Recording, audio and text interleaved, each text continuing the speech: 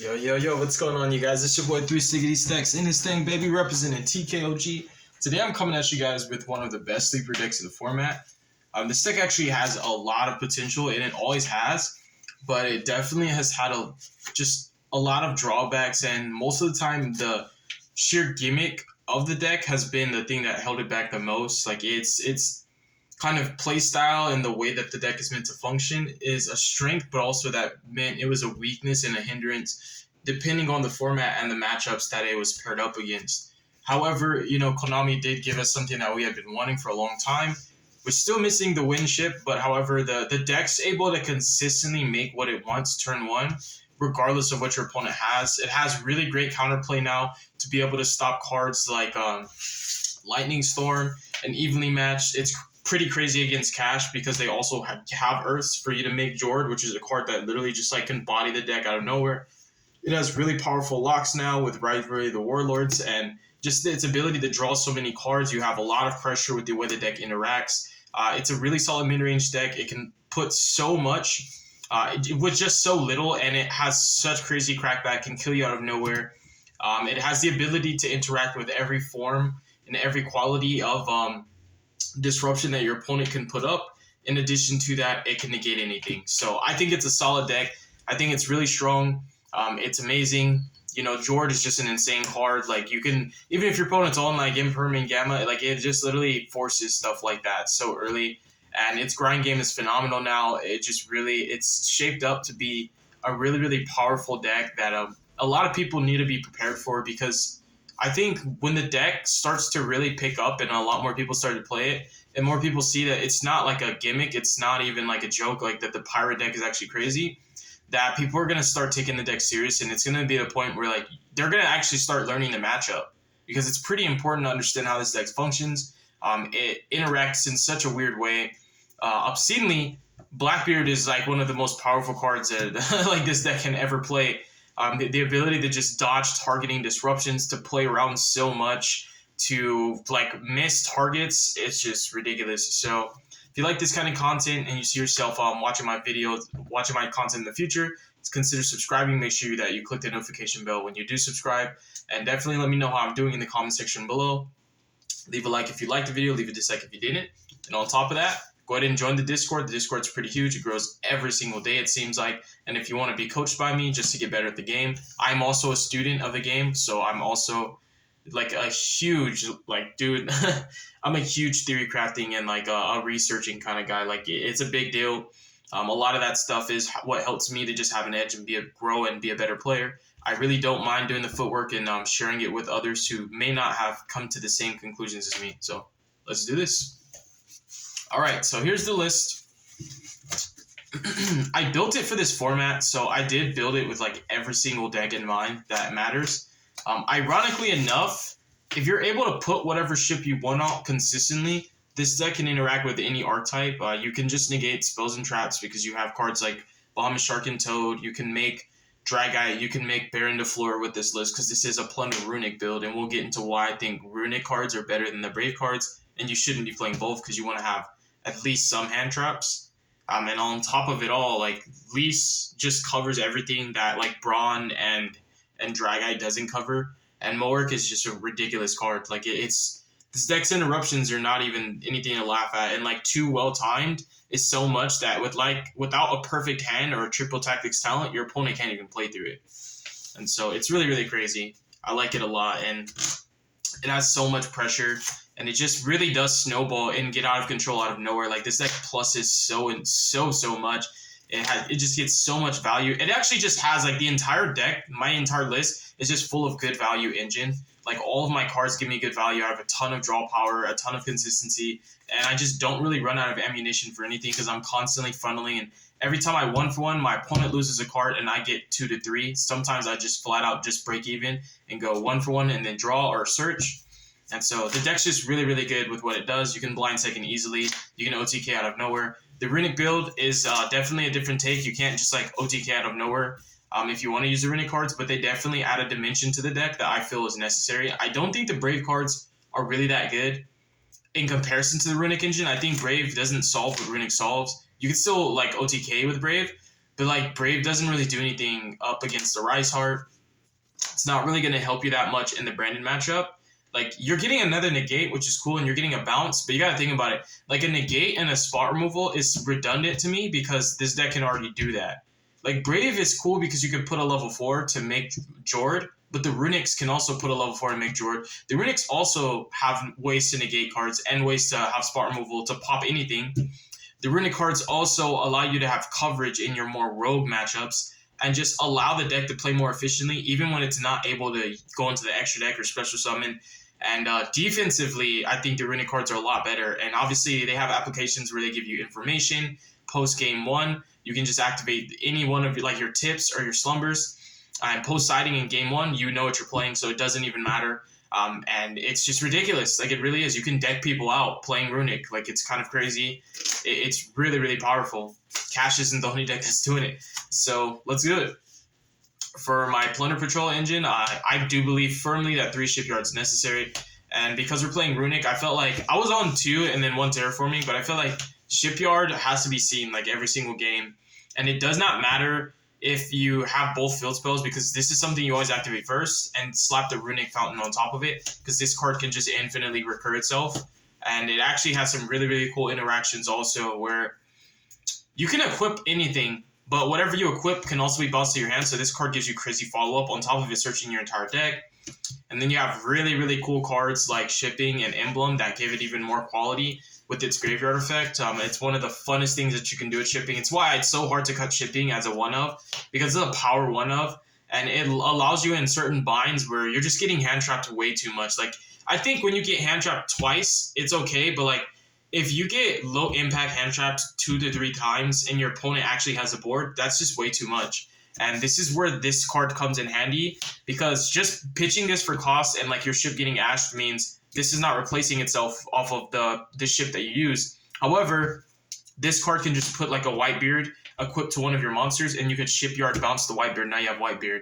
You can do the same thing with Black Eyes. On top of that, this equipping anything to the Spell Trap Zone means that Black Eyes can even summon it. So this card indirectly says summon a Plunder from your deck. This card indirectly says add a Plunder from your deck to your hand. This card indirectly says my Mork that you can't destroy and my entire field that you can't destroy. Well, now my Mork can't be targeted. And you can't pop this because it's a Plunder card. So this is protected by Mork, that the Mork is being protected by this. You have your entire board is just impregnable.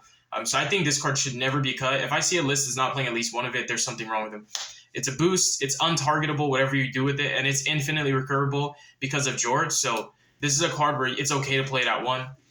Before Jord came out, it was something that you kind of needed sometimes, because you just turn 1. You don't want to always rely on your opponent. There were even times where you're playing only light and dark and fire hand traps so that you can always have it live. And on top of that, you have the Kaijus too.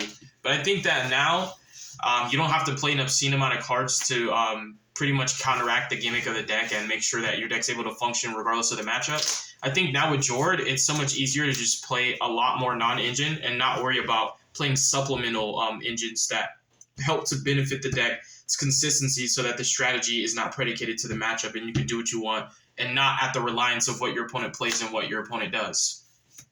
Then we have 3 copies of Whitebeard, 3 copies of Golden Hair. I think these cards are standalone.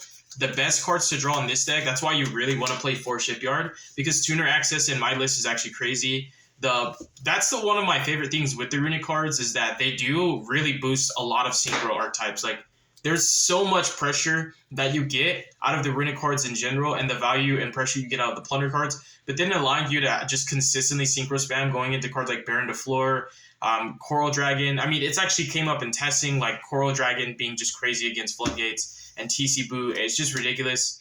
And it just really allows you to kind of go into cards that your archetype naturally can't make, because you're just like all level 4s. Now you can make 7s, you can make 8s, you can make 6s, which means you can also make 9s and you can make 10s. So yeah, these cards are super important because they're tuners.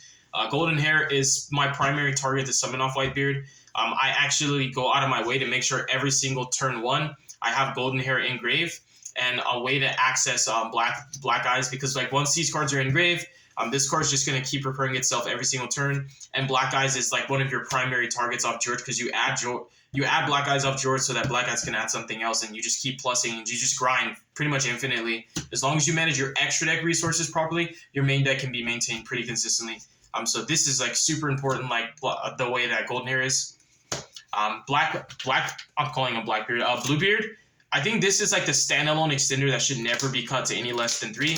It's the least situational, where like Black Eyes, you need something engraved. Golden Hair is like, it's okay, you know, and you really don't want to be like normal summoning it to make All Mirage, even though it is a 1-card play. In this list, you don't need to do that. Like if you're playing like a crap ton of hand traps in a more pure Plunder Patrol build, and you're not blind seconding, then yeah, you probably would like really you would validate this with All Mirage a lot more. But the way I see it is economically, it's follow-up no matter what happens to your board. And so that's where it gets really crazy, where I'm talking about how this deck grinds, because with cards like Shipyard and cards like Golden Hair always being engraved every turn, pressure is not that hard for you to deal with, no matter what it is, because your crackback is not only in your hand, but now it's just like any discard just turns into like a combo, and you can just come back out of nowhere. And as soon as you like make a Blackbeard and resolve it, you can get your Shipyard back by just bouncing whatever you wanted to equip off the Blackbeard. So it's just ridiculous how Golden Hair and Shipyard work as follow-up tools, and also just being some of the most primary engine pieces, because she is a really crazy tuner that doesn't have to lock you in a Plunder if you don't want to. So Booty, I think, has to be played at 1 as well, minimum. And Booty is just like the way Black Eyes is. Booty is like an infinitely recurable resource that also recurs your resources. So you have like recyclers for days. You pretty much like can go avarice for avarice. And so again, as long as you maintain your extra deck, it doesn't really matter. You know, your extra deck allows you to maintain your main deck, and your main deck allows you to maintain your extra deck. So the two function really well. And so you never have to worry about, oh, what if? No, there is no what if. This deck can play 40 minutes with just Plunder cards. Totally fine. And it can kill you in 1 turn.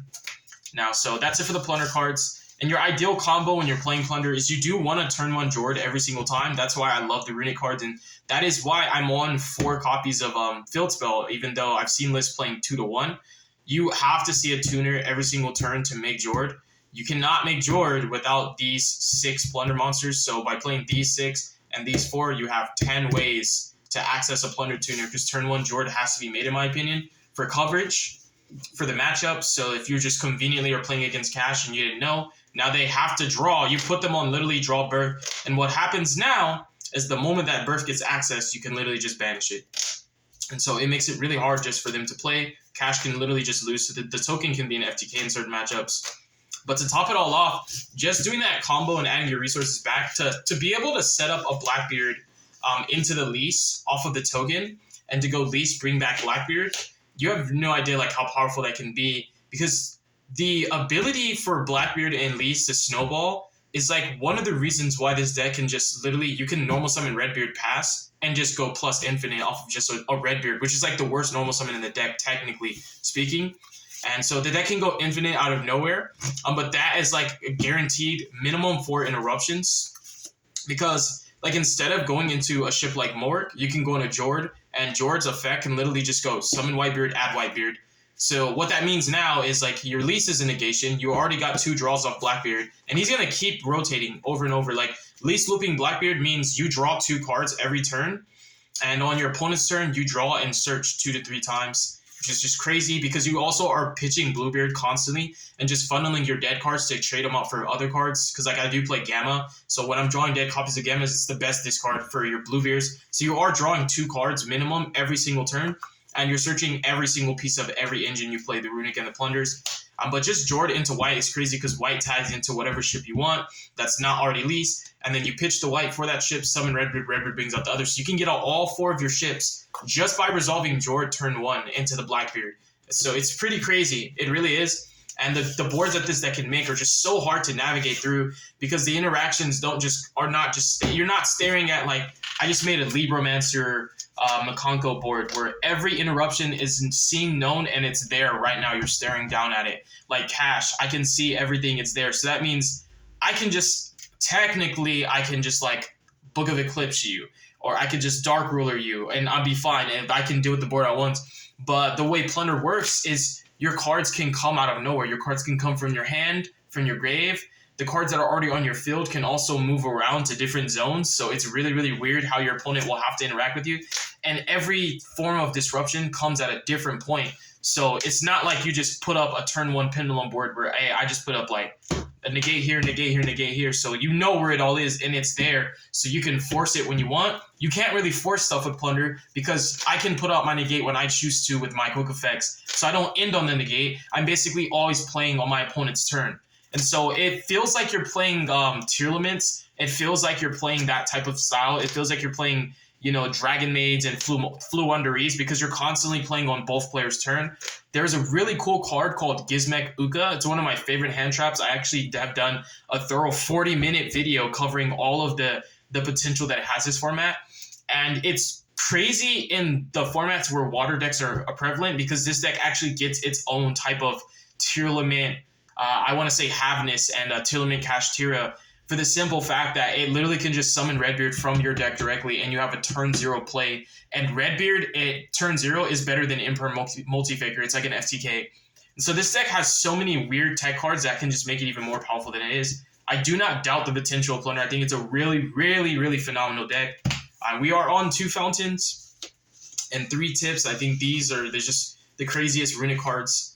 The Runic cards actually are crazy. I feel like if there's a deck that can play them, you should play them.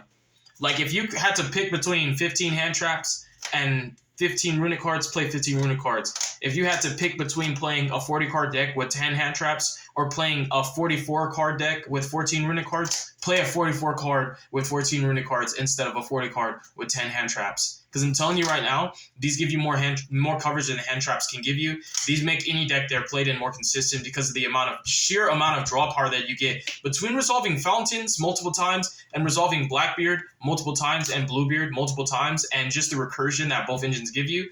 It's pretty overwhelming what you can do to your opponent because you can just out-resource them. You don't have to kill them right away, and every board you make can be recycled infinitely, so it doesn't matter that they break your board. If they can't OTK you, it doesn't matter. But it's really hard for you to get OTK'd when you resolve turn 1, Jordan the Blackbeard. It's so hard because they're playing through minimum 4 Plunder interruptions that all literally are so hard to navigate through and all give you more follow-up and advantage.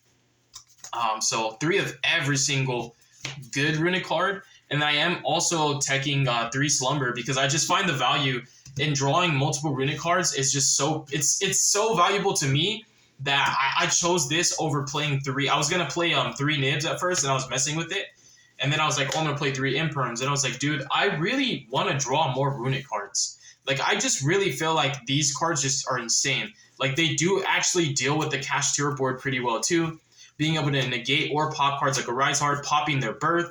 You can preemptively hit Birth before Birth actually has a chance to deal with the Fountain Draw 3. If you're a smart player, you're not literally just going to blindly play in the Birth if you can do something about it. So it's able to deal with cards like Birth, which technically can be detrimental, especially because Plunders actually do get really good follow-up out of their grave, with the best cards in grave being Shipyard and also Golden Hair. But also just being able to just flat-out banish the KASHTIRA Shangri-Ira means it doesn't matter if it can't be destroyed by anything. You can just flat out banish it, making your 1 monster summon to your extra monster zone, which literally means like you're bypassing the entire protection that it has. You're able to consistently put out cards that can negate or destroy a Rise Heart, that can also negate the Shangri-Ira and pop it. So they might lock your spell and trap zone and you'll still have your monster zone. And that is one of the reasons why I think it's a really, really clever tech to play, whether you're maining it or siding it, being cards like Kurikara and Kaijus. Because when they see you're on Runic, they know automatically they want to go for your spell and trap zone. And also when they understand fundamentally how the mechanics of the Plunders work, they know you got to equip cards for your Plunders to be quick effects. So if you don't have access to your spell and trap zone, you can't even resolve the Plunders because you have to you can summon it and then equip, meaning if the card cannot be equipped, like let's say I activate Redbeard and you pop it, my Plunder still comes out. But with like your spell and trap zones being locked, it's different because you have to be able to resolve the effect before you activate it. So like if they lock your spell and trap zones, you can't resolve Plunders. You can't make your cards quick effects, and then your Runic spells are locked out, right? So theoretically, that's the best. These are the best zones to go after in the Cash matchup. So therefore, the cards that you're playing that are more to be reactive cards to counterplay the KASHTIRA zone lock, if they do go for it, not everybody is going to commit to it. Cards like this and the Kaijus have benefits in more ways than one because A, this is just a free body. It's a free extender, so it makes Blackbeard minimum.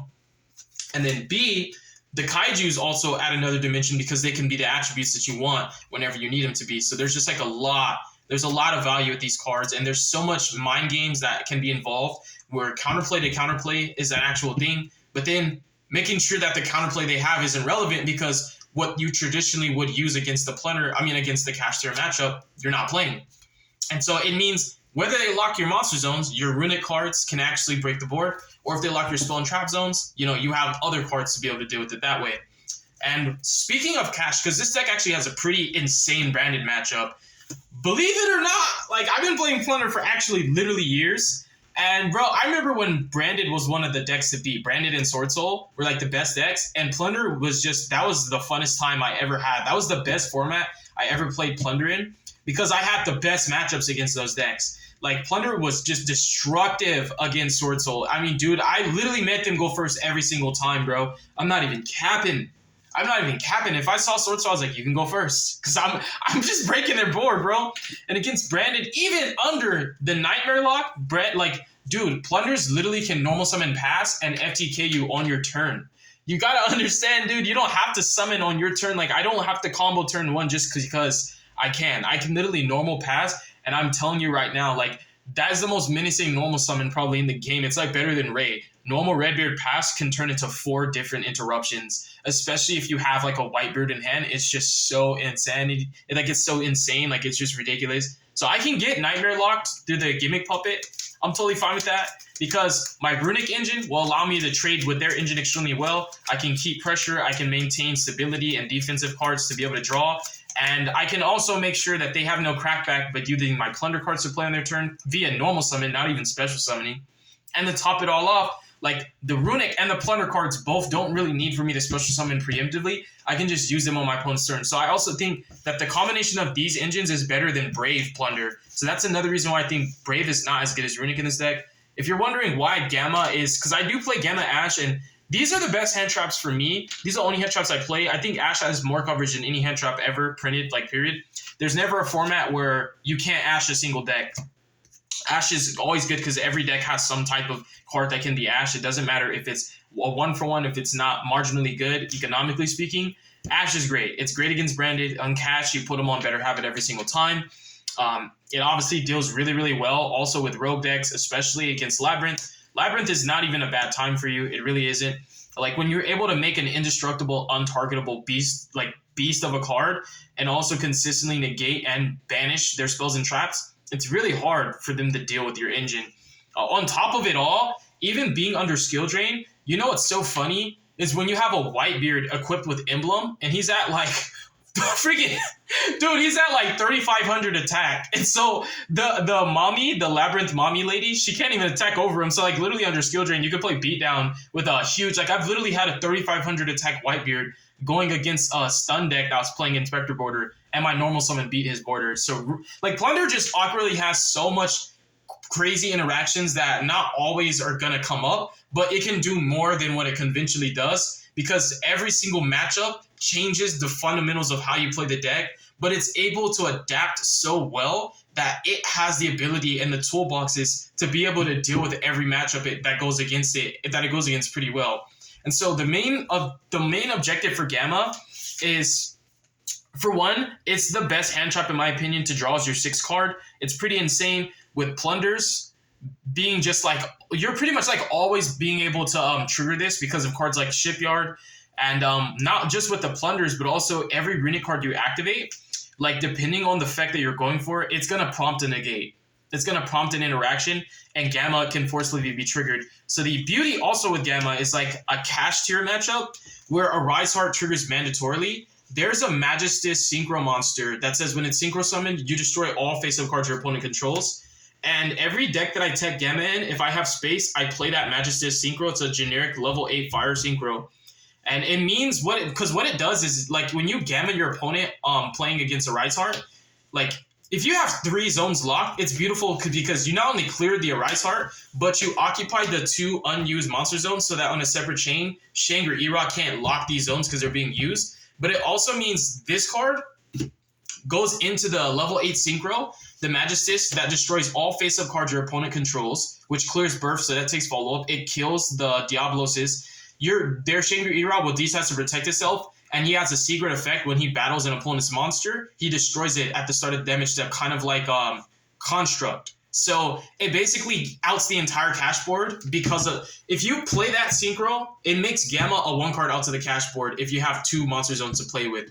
I think this is such a genius hand trap, and nobody's really on Gamma in that way. Nobody's playing Gamma the way that it's the way I feel like it should be played this format. Like, I think this card is good in the way that you use it in that regard. Like, instead of it being like a proactive card where you're just trying to prevent your opponent from playing, you use it more like a reactive and defensive card, being like, I will have Gamma in my hand, and I will not use it on their turn. I will actually hold it.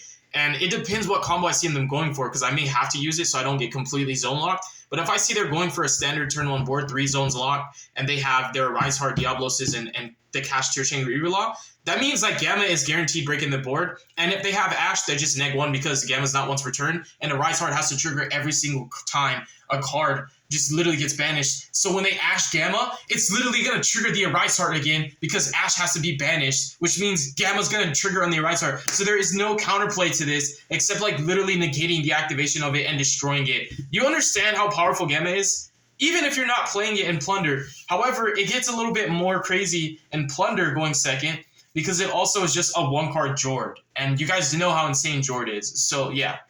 That Magistus Synchro, in real life, I don't have it. I do want to pick it up because I want to play it in my Plunder Patrol list so that I have the option to either make Jord or make that.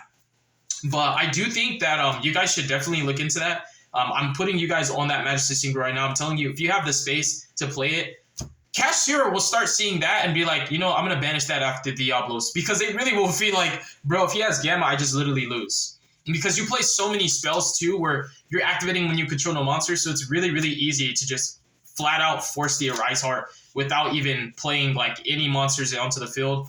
On top of that, it's pretty decent if you have a Runic card, because Gamma plus a Runic card just literally hard makes Baron with the level 2 plus 6, that's 10. So minimum you can make Baron if you don't even want to do that kind of stuff. We're on 3 Blackbeard. This card's just insane. Blackbeard Lease is the best like loop that you can have set up because you're drawing Searching every turn and applying pressure with Lease. Just freaking ridiculous. 2 copies of Mork.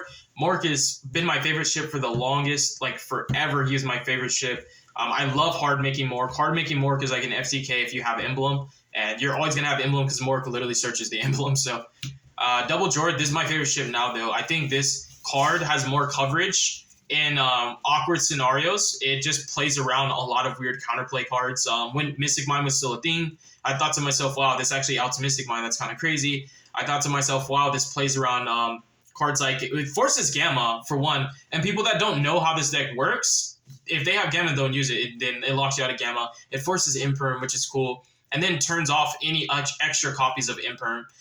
It also plays around Evenly, plays around Lightning Storm. It's crazy against KASHTIRA.